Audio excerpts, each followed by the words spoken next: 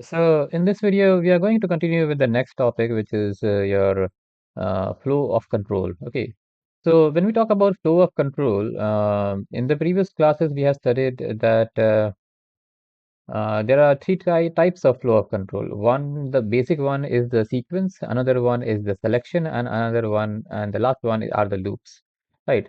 So in case of in grade 12, we are not considering the basics of those flow control, but rather we are focusing more on the practical aspects of it, right?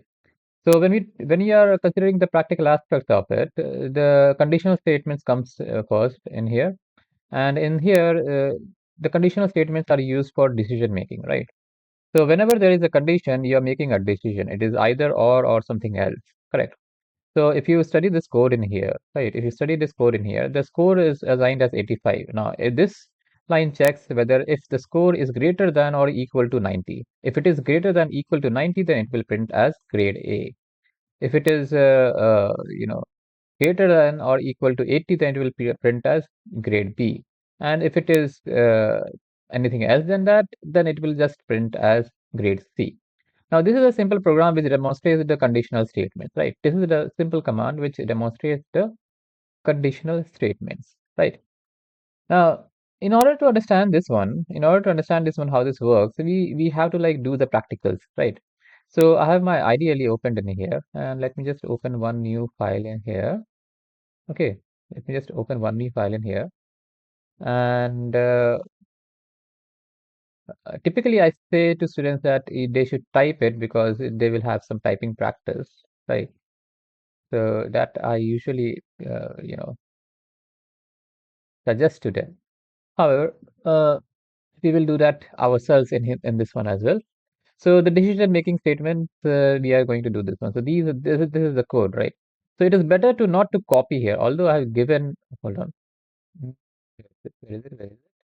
So, although I have given this copy function, so you could copy it directly, right?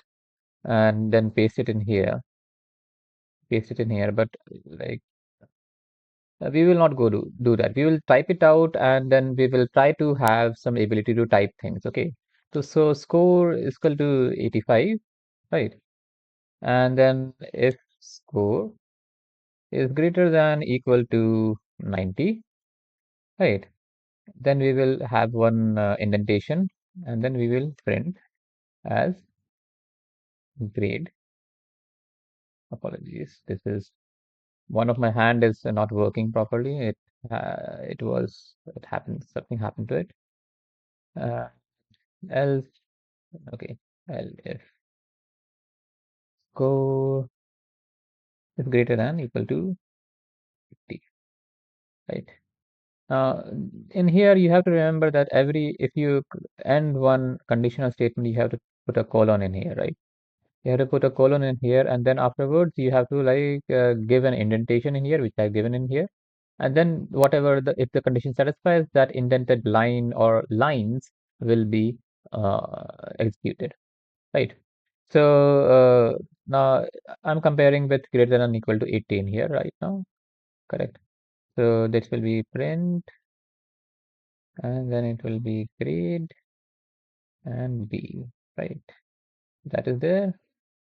And then the last one, if neither of the two will suffice the condition, then we will just print as they get a grade C, right? They get a grade C, right? So that is there. Okay, that is there. Now, when you press save as, it will usually give you some this kind of directory. So your work in here is to find your directory. So it will be in documents, and in documents it will be somewhere in what? Class 12 practicals. So I have named my folder as class 12 practicals. You could name it as your name if it is a public school computer, or if it is your home computer, then just save the folder name as per the chapter's name. That could be like you could organize this much better if you do that, if you do like that. Right. So let's go with this one, and we will name this as conditional statements, right?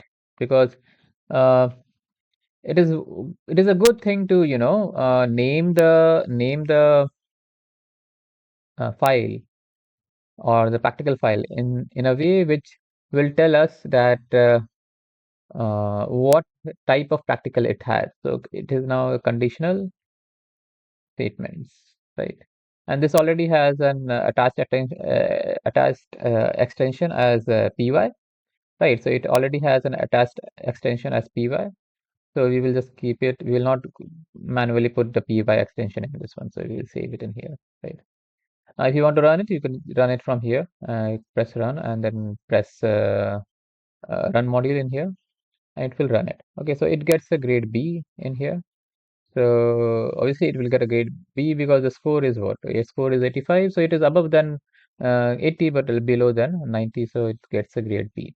Right, so this is a simple statement. One more thing I need to tell you regarding the file management of these things is that I suppose I have kept everything in documents in here, and then I have kept it in here, right? So it is also better to like number your practicals, right? If to number your practicals. So the first practical was this one, right? So what you will do is you will rename it and number it accordingly. So one, that is, yeah, variables and data types, and then rename it again, and it will be, this will be two, right?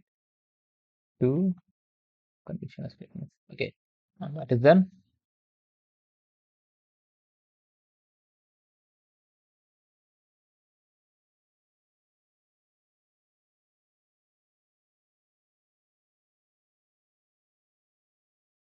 Great, that is done. Now,